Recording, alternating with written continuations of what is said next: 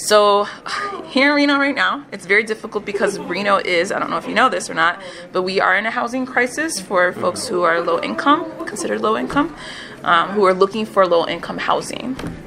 So since we are in a crisis, meaning that it's not just students that are facing this problem, it's community members.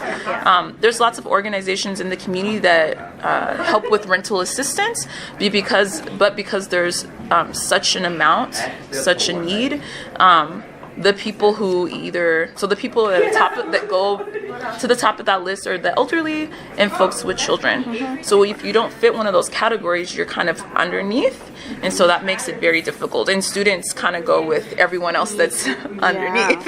Yeah, and then I think there's this perception that college students don't face those issues because college students care about sororities and parties. I'm like, no, they also have real life situations, and they're also carrying the responsibilities of their parents and their families.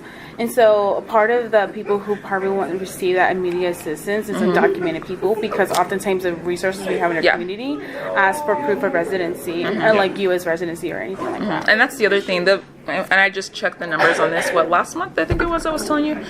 We found out that people that use PAC provisions most often, and that just means more than twice in a week. So we have people that come almost every day. Those folks are self-identified as non-citizen. So that means they're either DACA students, undocumented, or international students that have come over for school.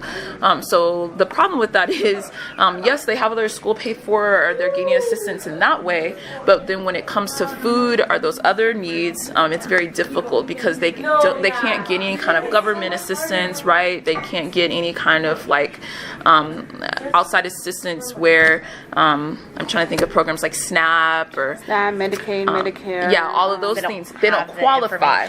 Well, they don't qualify because they're not legal permanent residents or U.S. citizens. Yeah. Even here on campus, resources like Upper Brown and Trio, they're great resources, but they're not available for. You have to be a citizen to get those things. So if you're an international student that's coming over, you're here for school, you don't get any of those kind of benefits that are connected with government. If that makes sense. Yeah.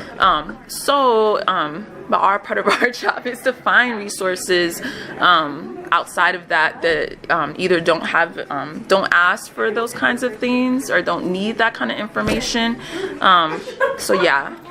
Yeah, and it's hard because here in Reno, we as social workers, because we graduated from the social work program here on campus, and they basically teach us how to be a social worker with limited resources. Yeah. But even then, it's like so hard. Yeah. And this is where other on-campus resources try to help. Like the Dean of Students has been really great at helping, but they're also very limited on what they can provide.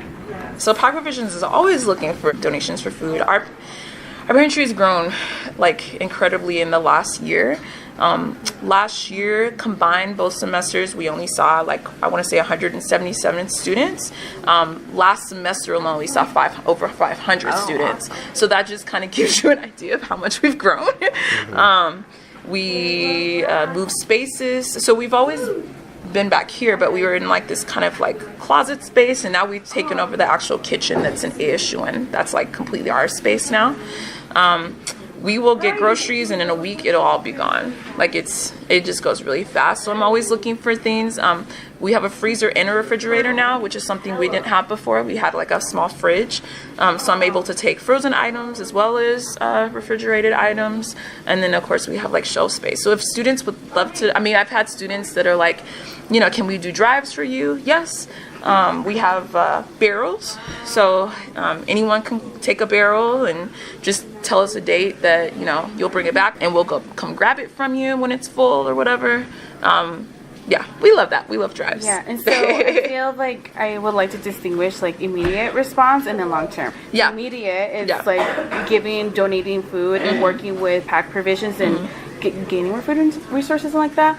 long term, what I would love to see is students talk more about this, like normalize it, change the culture, or change the idea of what homelessness and basic needs is. And then I wish to working with students in the basic needs action team to raise more awareness and challenge policies and create policies that allow us to do more supportive services here on campus, not just UNR, but also campuses throughout Nevada, because I'm sure that they're also facing the same issues.